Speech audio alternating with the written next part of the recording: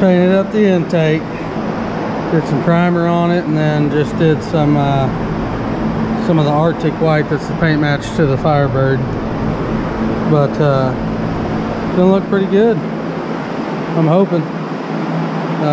Cleaned it up real good, scuffed it up, and then used some primer, some high build primer. Just shot all this stuff too, so I'll give y'all a little look at this. Got the hood all shot.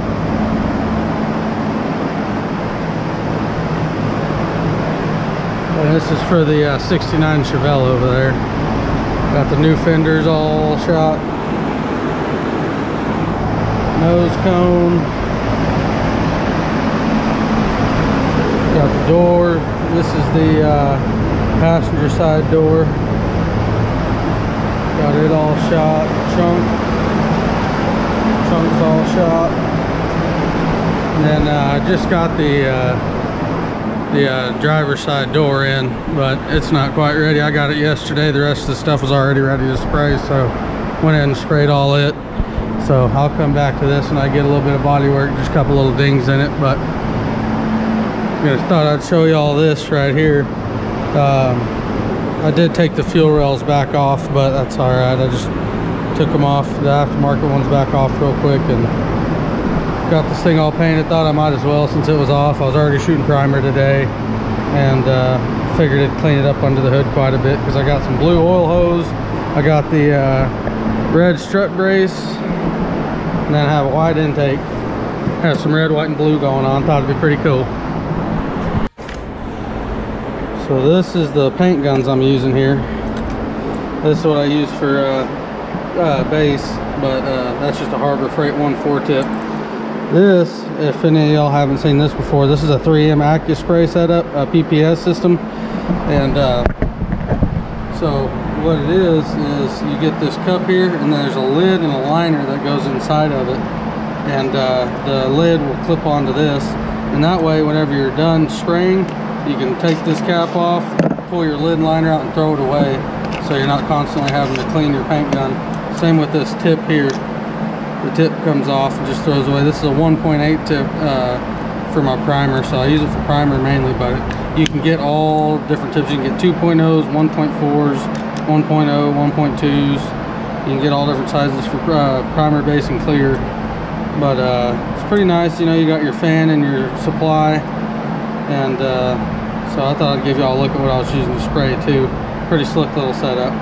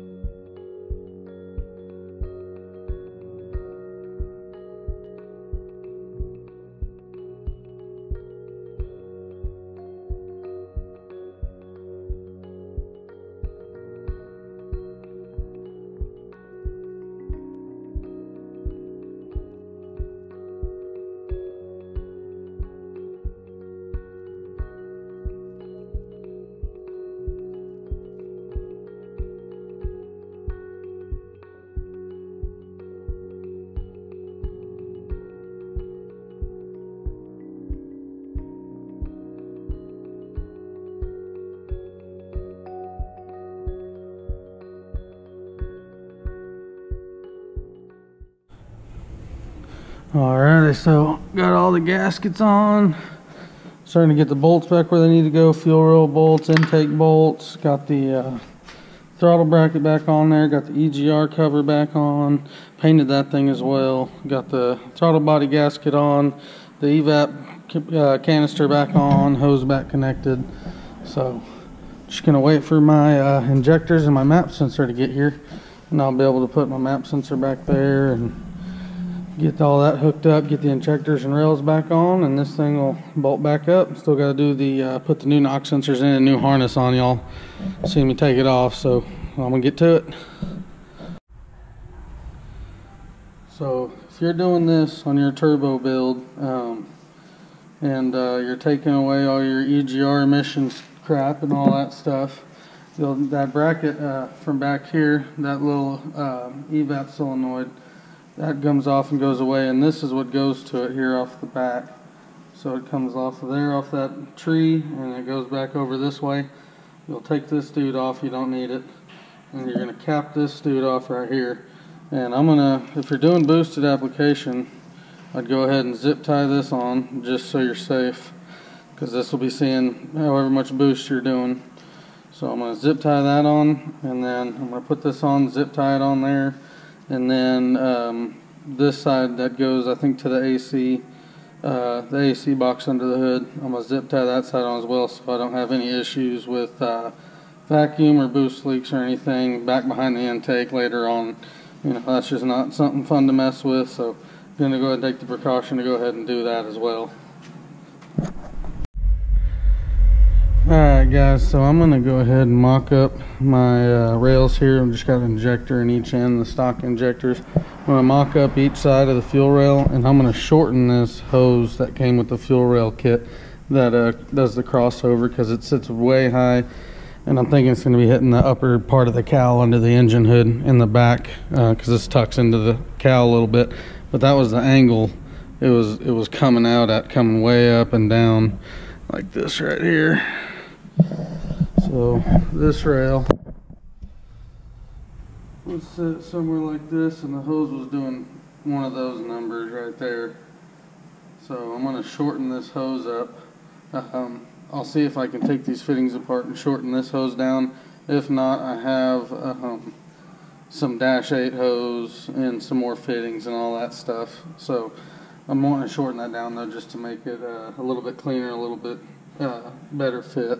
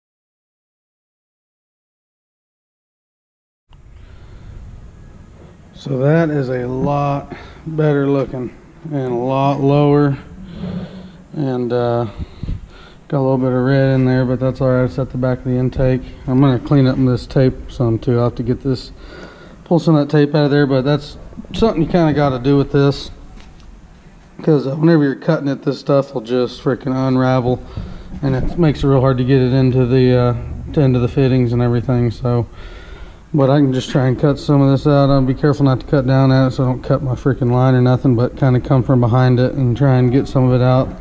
If you cut it on your tape, I mean, most of the time you don't even see it. So with this one, I'm going to clean this one up a little bit. But yeah, that's it. I'm going to tighten these fittings up, and that's going to be a lot lower. I'll put a video of what it looks like. I'm sure it'll be somewhere in the video of with that stock crossover that came with this fuel rail kit. I mean, it's probably all of this tall, and it was just going to hit the cowl underneath there. That was another thing. Whenever I decided to take this out, there was that bracket that wouldn't allow this to come over, and also it was just going too high and it was hitting the cowling, so I wanted to do something for that as well. So there's that. I'll get these fittings tightened up and then have to wait till my injectors show up.